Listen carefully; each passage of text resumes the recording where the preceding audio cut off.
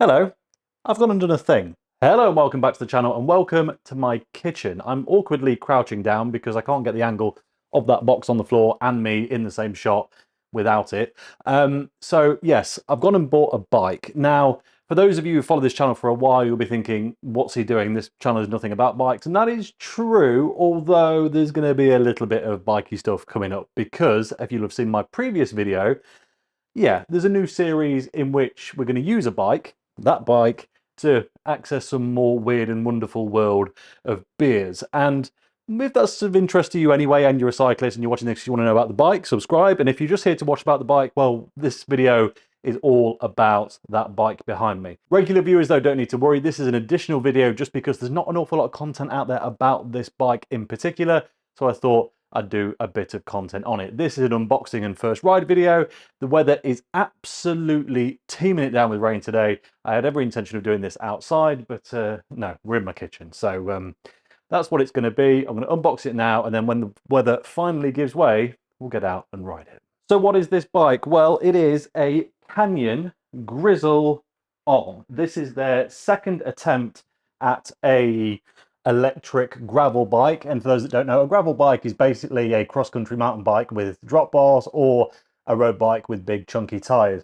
This one is electric assisted because, well, let's be honest, I'm not the sveltest gent in the world, and yeah, I just thought it felt like a good idea for me personally in the type of riding I'm going to want to do, which, let's be honest, is mainly to the pub, just pubs a bit further away. So it comes in this absolutely massive box. I do apologise, you probably can't see me all the time here, but it is what it is. And my toes are out, which is probably disgusting, but I do apologise, I'm not going to change it now. This massive box, it comes with these big plastic chunky bits on it, which we need to undo, get the box out. This is not going to be a full in-depth unboxing video. This is basically just me going to be pointing out any oddities so we can get to that first ride as soon as possible. For those of you who have bought one of these already, I've got one on order. Canyon on their website have some absolutely fantastic video tutorials about how to actually put this together, which I have watched and ultimately forgotten already. So I'm probably going to do this wrong, but let's get to it. Here's your unpacking instructions. Basically, take everything out, leaving the bike kind of in the box until it looks something like that. You're already thinking, what on earth is that colour? Officially, it's grello. Unofficially, well, it's kind of baby puke green, but I kind of love it. I've got myself in a predicament now. It says to take all this stuff out, but if I do that, the bike's going to fall over. So stay. I read it wrong. You meant to leave the cardboard in, but basically take out the front wheel, take out this stuff, which is the charger and other gubbins. And then if you're an idiot like me, carefully seat the cardboard back in to keep the bike stable. More goodie and gubbins. Some pedals in there. Loads of tools to put it together with. And if we lean this forward, you can find your seat. Right then, now it's pretty much just a case of actually putting the bike together. I've got a lot of experience of this, but actually don't have the authority to tell you how to do it. So, time lapse, I'm going to put it together, find any oddities, I'll let you know. Huge shout out to Canyon because, all right, they're a direct to customer sales people, so you've not got the, I guess, the reliability of a bike shop if something goes wrong and all the rest of it. And I should say, when you order these, there's the price of the bike and then there's quite a hefty delivery cost and stuff like that. I say quite hefty, like 70 quid, but it's coming from Germany, it's a massive thing. It's relatively cheap in the grand scheme of delivery costs, but yeah. But what they give you is almost, well, I think everything you need. You've even got a torque driver so you can torque it up properly. I have got another one, but to be honest, I found it unreliable, so I'm hoping this going to be a bit better. There's even, I think, yeah, there's a shock pump for doing your forks because, well, despite this being a gravel bike, because it's an e-bike, they've put a little bit of suspension on the front of it, and well, those two collectively would probably cost you more than 70 quid for a half decent one, so yeah, win-win. And let's be honest, who doesn't love free tools? Here's one for you if you're not following the video instructions from Canyon. This bit, 0.2, 0.3, when looks like you're pushing a screwdriver or something into a gap in the side of the stem. No, it's actually pushing the cable back in. Took me a few moments to realise, but yeah, simple as really.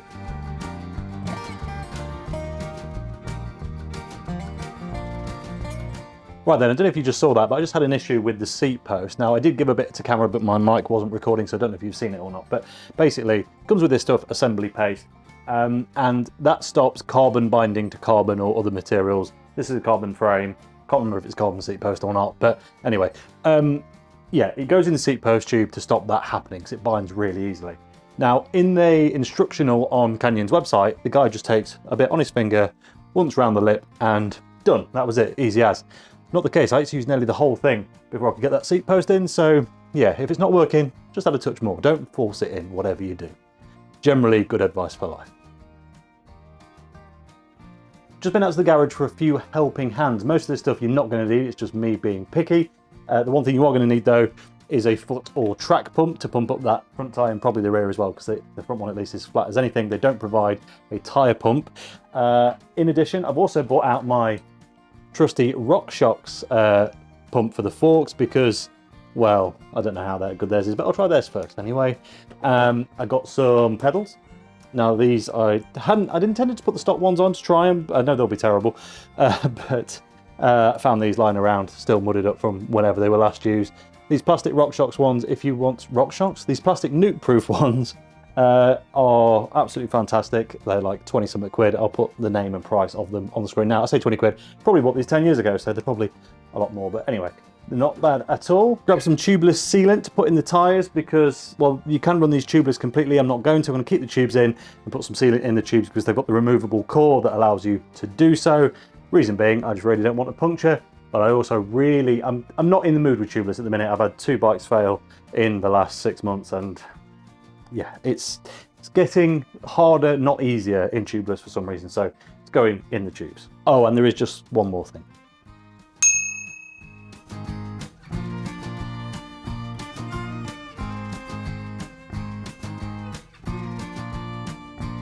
Very nearly there, but I've also got this box of accessories that I bought for the bike from Canyon as well. Not so exciting, but necessary things, bottle cage and, well, water bottle. But the thing we're going to install first is this, a Load Grizl on Fidlock quick loader. That sounds like a load of waffle. It's a bike bag that's magnetic, clips on and off, and I bought that because obviously I'm going to be carting around camera gear, so I need somewhere to put it and would rather not have a backpack on. Comes with these little bolts that look, well, alarmingly like cufflinks, I guess, but they're magnetic and help it just click on and off. I do have to put on some 3M protective, what we call helicopter tape, onto the frame, which is not one of my favourite things to do, to be honest, because it makes the frame look a bit, well, shit in comparison. But let's protect it because the bag is going to be over it anyway, so you're not going to see it, so it doesn't really matter.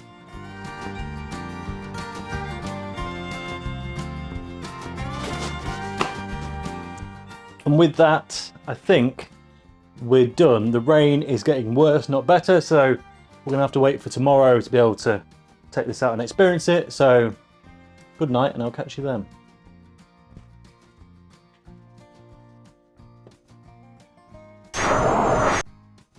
So on the road, it feels pretty quick. I mean, I'm comparing this from a mountain biking perspective, but compared to my big full fat Trek e-bike, even though that's theoretically got a load more power, you can just feel the rolling ease and, well, just efficiency of this little Vix 220. Look, it's yeah, it's definitely a lot more efficient than your standard big mountain bike e-bike. Like, there is no doubt immediately. And this is actually the first bit that I've done, because the intro I'm going to film later, but you get the idea. This is literally a couple miles from my house. I've been riding on the road just to see how we get on. This incidentally is my first time, not on drop bars, but it is my first time using drop shifters. My previous drop bar bike was a fixie. But yeah, I keep getting it wrong, which shifter does what. I keep wanting to go higher gears with the big one and lower gears with the little one. It's the other way around, but not a problem. Something for me to get used to. Just had the first big braking zone there. It was not great, if I'm honest, but they can take time to bed in, so we'll see how we get on with that. Just been in eco so far. I'm going to use eco on the road until we get to the the next proper off-road section, and then we'll pop it into tour and see how it gets on.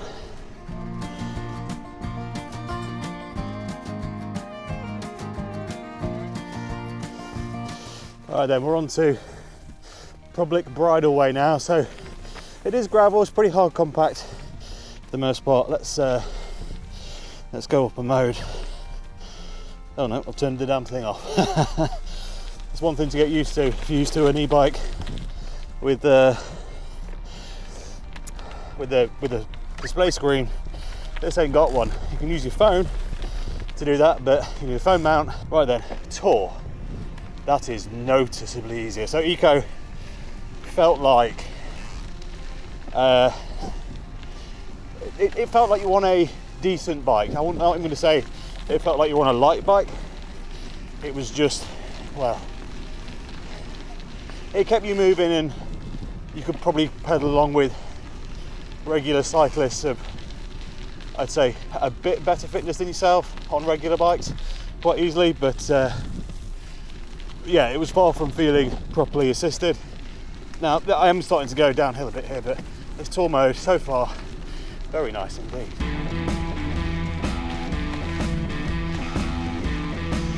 Yeah, tour gives you enough power to be in the wrong gear. Going over that little mound there, it was definitely a gear too high, and it just torque kicked in and carried us over.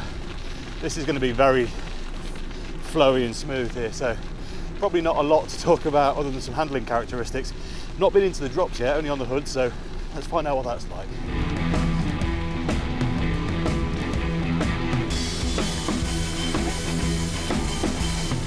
Right, into the drops, going up a little climb. Not big at all. Flat by most of the country standards, but it's not very hilly around here.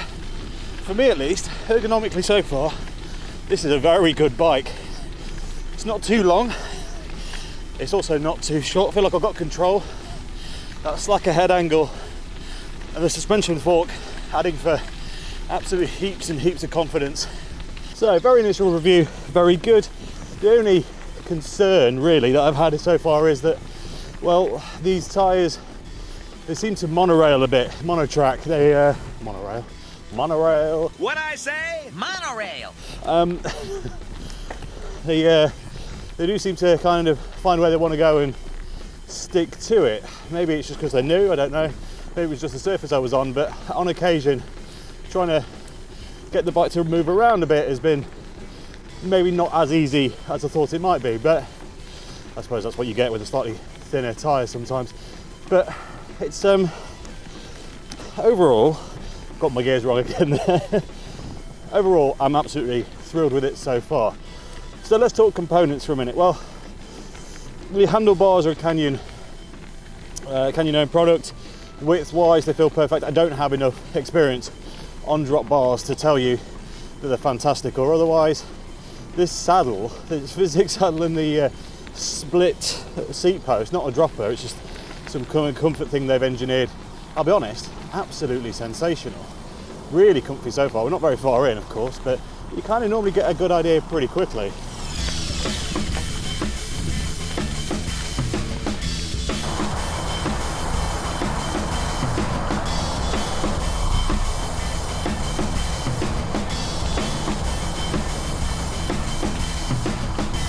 Out of the box, that GRX gravel specific group set from Shimano, plus the brakes and everything else, I've got no complaints. Longevity, we don't know, but this is one of the smoothest bikes out of the box I've ever had. Maybe some of that's down to Canyon themselves, because I've never had a Canyon bike, but get a bit bumpy here. But yeah, it's very good indeed. And we have a whole pile of mud to get through, and I've got no mud guards on. Right, let's take this slow because I don't want to ditch everything straight away. What's control like under slower conditions? Oops, slippy. Probably a bit too slow. Need a bit of speed with you there.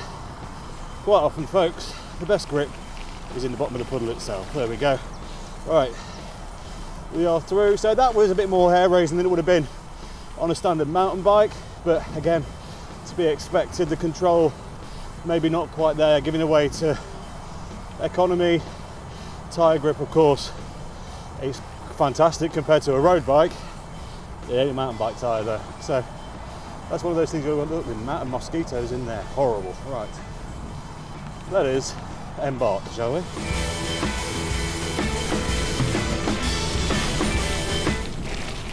Whoa, that was sketchy. I hit that at the speed I would have done on a mountain bike, and yeah, not a good idea. Remember folks, it is not a mountain bike. Well, I guess it kind of is a mountain bike from about 20 odd years ago, but by modern standards, you ain't got no grip. Again, torque on that motor picking up absolutely beautifully when I forgot to change gear there. I'm definitely getting splashed less by these tyres than I would be if I was on my mountain bike. Like, it feels a cleaner ride despite being absolutely bogged out up here. Okay, so a bit of a shorter, sharper climb. It's all doing okay. Feels like you could do with a bit more power here, but we've got it if we want it. We'll try that one a bit later. I've just realised my front light's been on this whole time. Let's turn that off.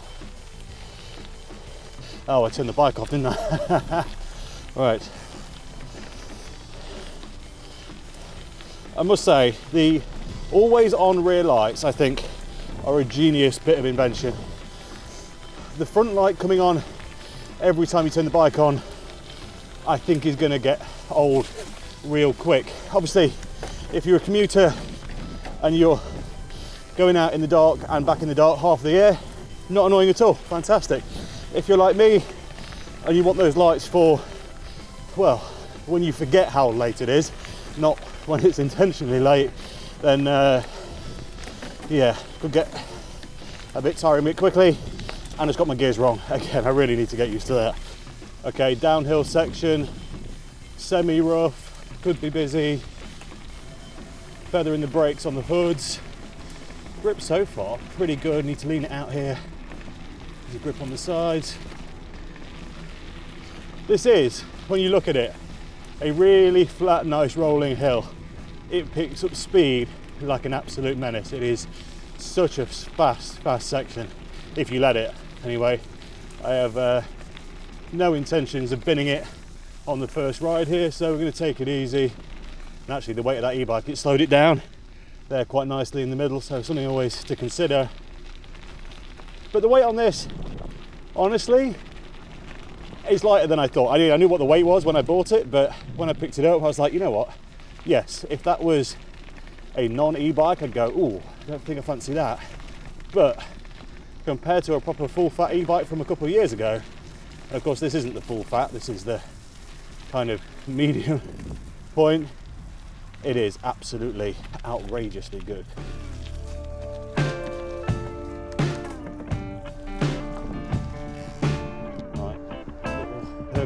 Good to hop there. Alright, this is rough and bumpy, and it's heading to what will be probably quite a poignant test for this kind of bike, and possibly not one that you've thought about already. It picks up for speed so quickly, and well, I'm glad I've got skinny tyres because I've really not got a lot of nice hard compact ground to work with here. Of course, it could pass any of this, but you really, if you're me anyway, and not that versed in skill, you'd want to slow it down quite a lot more. It's yeah, it can get scary pretty quickly, this thing, I must say. Ow! Abused by a tree. Right then, folks, I think you can see the problem. Steps, but thankfully on this one there is a cycle-friendly option, so I thought we were going to have to be pushing this, but apparently not.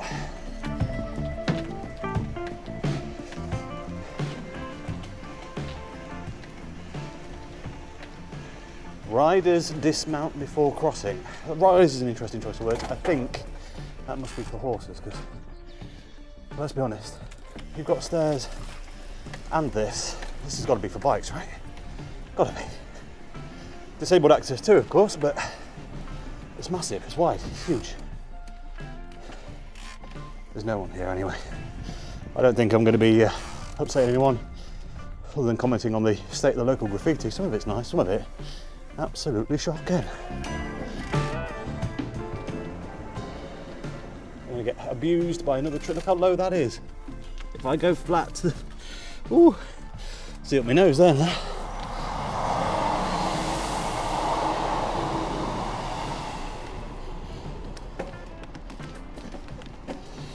Guess what?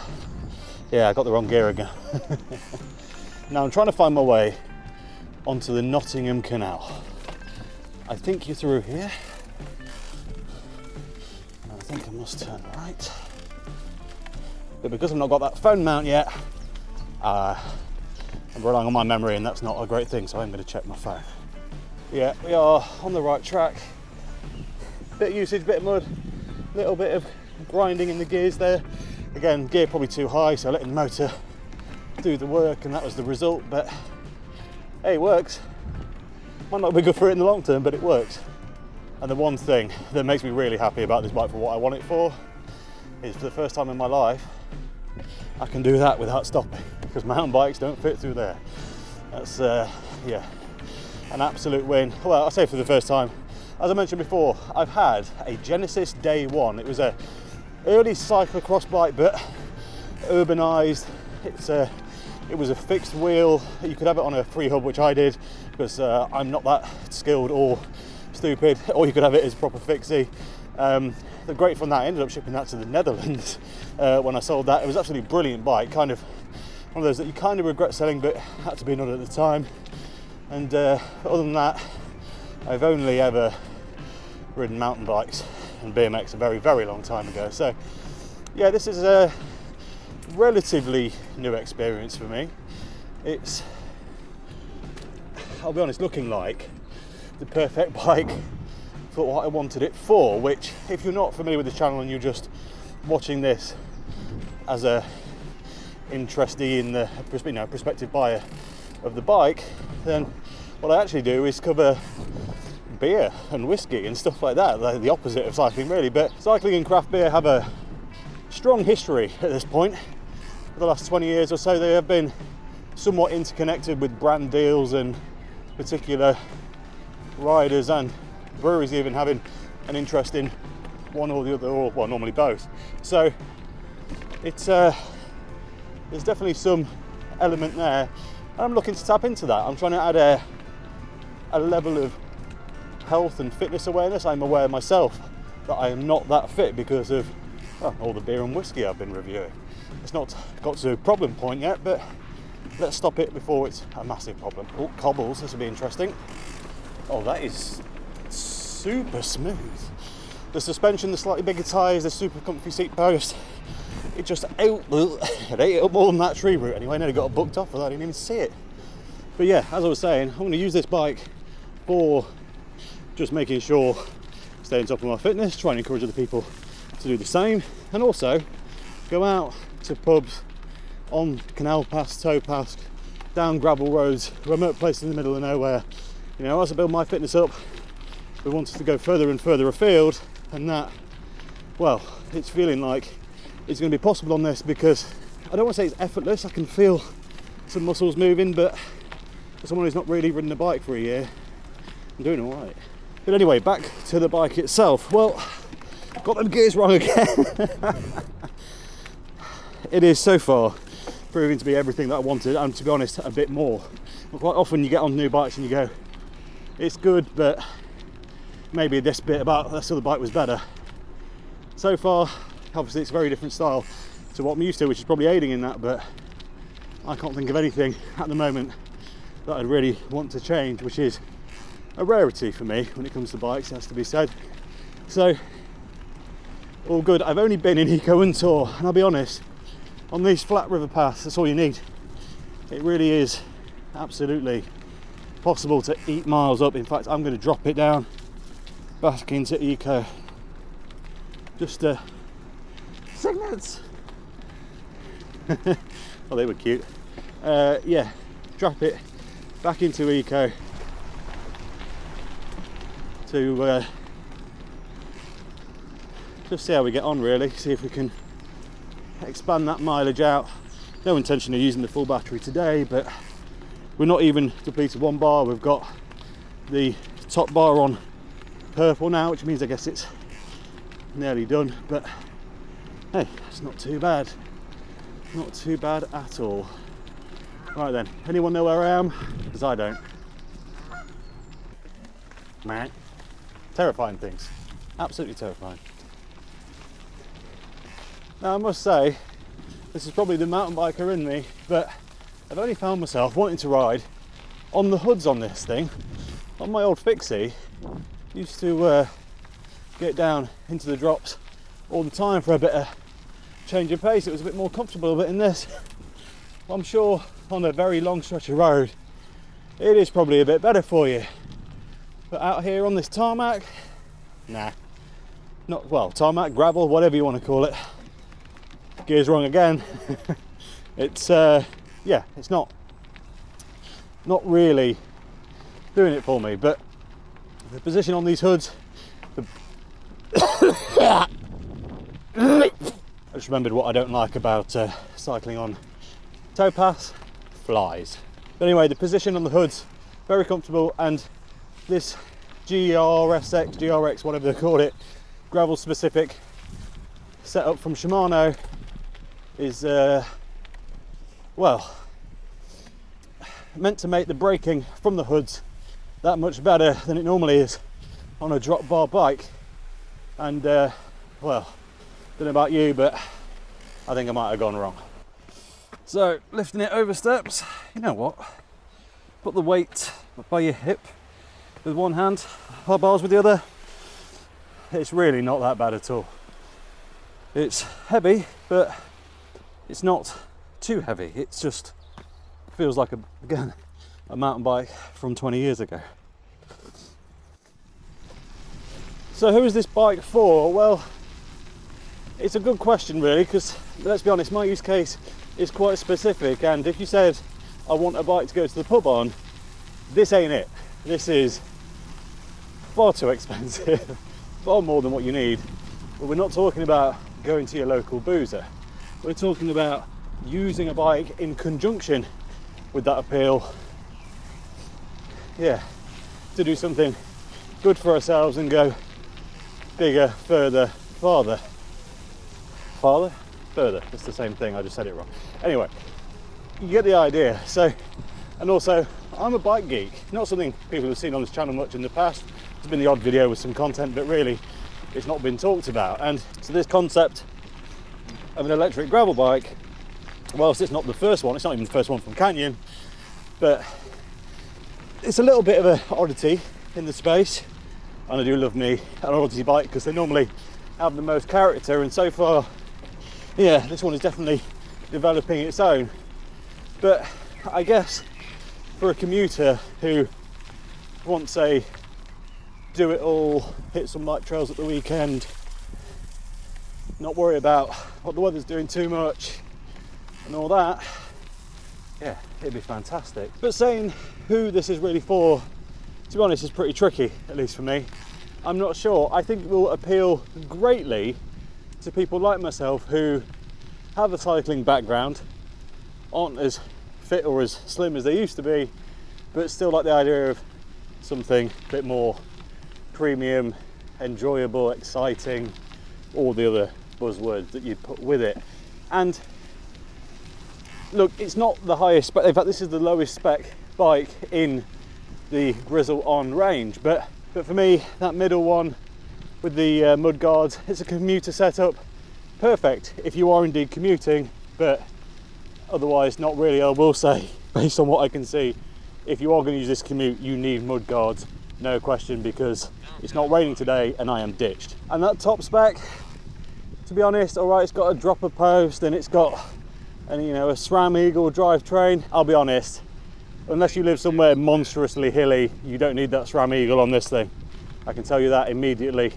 And they're good, and you can buy those second hand. Also, with that SRAM Eagle comes SRAM brakes. Now, I've not tried the ones out on my bike, so I can't say categorically, but one of my reasons for not buying the higher end one, except for price, to be honest, because it was ridiculous, was those brakes, because I'd need to change them.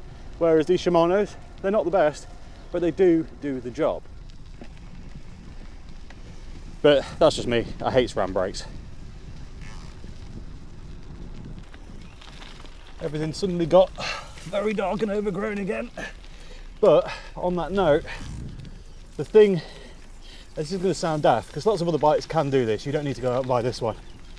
But the thing that really made me go, that is such a good design choice, is the lights. Those always on rear lights and that fantastic front light. I've not tried it in the dark yet, but in the dark in my house at least, it was seriously putting out some light. And everything's wet now, so apologies if you can't see very well, but yeah, it's it makes it more usable for me, because I love the idea of just being able to go out and not worry if it's a little bit dark when I get back. It doesn't matter, I'm hooked up with lights and I don't have to think about it, and they stay on allegedly for 2 hours. I've gone wrong.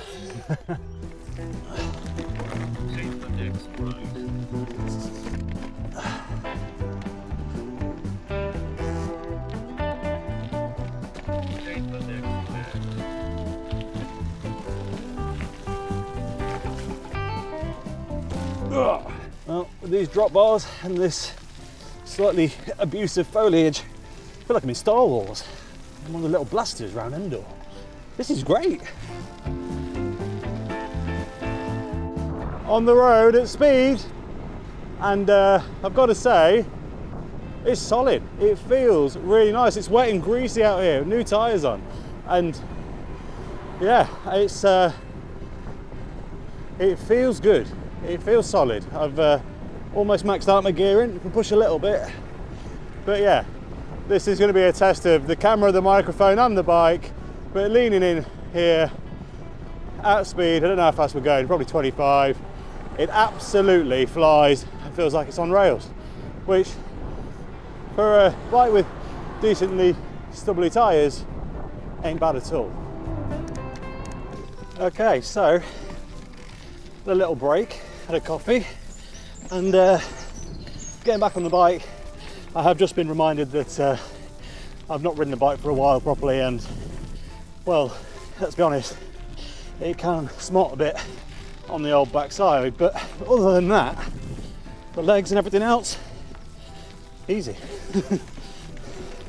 I don't want to say e-bikes are too easy. I normally come off my my big e-bike pretty knackered, just sort of hustling it around. But this, so far, I feel like I've done some exercise, but yeah, it is pretty tame so far. But then again, I've also only really been on the flats. I'm trying to push it now a bit, which is why I'm getting a touch out of breath, but we're heading towards a new test. And it's time to test out those proper big power modes, because this is going to be a pretty ugly climb. So what are we faced with? Well, I'm faced with a fairly decent climb for this area, still not a big hill, but on what might be the most broken road in Nottingham, which, well, based on the current state of our roads, is quite an achievement. These are, of course, private roads, which is why they're so bad like this. But I think my legs are starting to get a bit tired, so let's find out what that next... No, I've turned it off. I've got to get used to this. Button, press the wrong button. Right, back in tour. Let's go into sprint.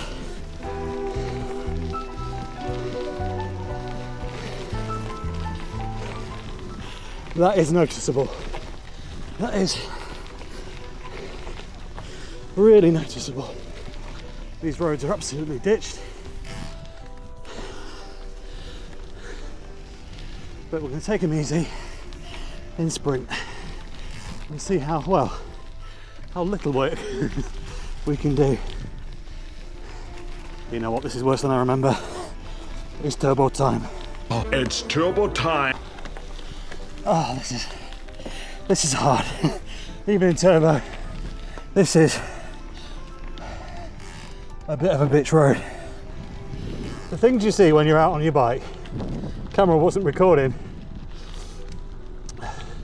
Just bumped into Johnny from Red Dog Ales, walking his 2 red dogs. Nice catch up. I should have turned the camera on, I completely forgot. Great to catch up with him. Anyway, we are out of the hills now. We can probably take this out of super performance mode, back into tour, and well, to be honest, just on the way home now.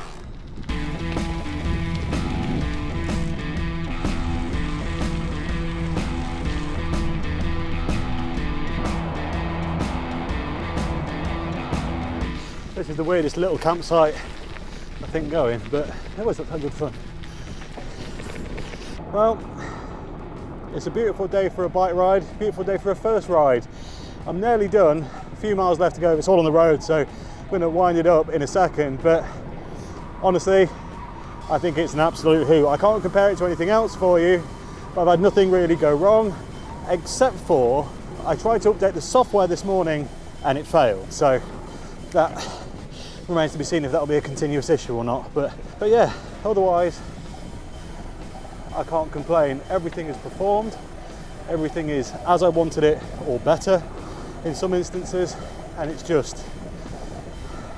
what it should have been. Oh, the only other thing was that bell that I was really happy about.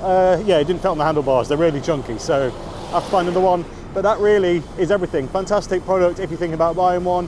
Whether it's worth the cost, only time will tell with that, but so far absolutely fantastic.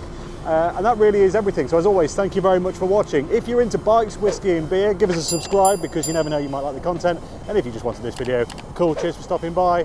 As always, have a good one. I'll see you next time. Cheers.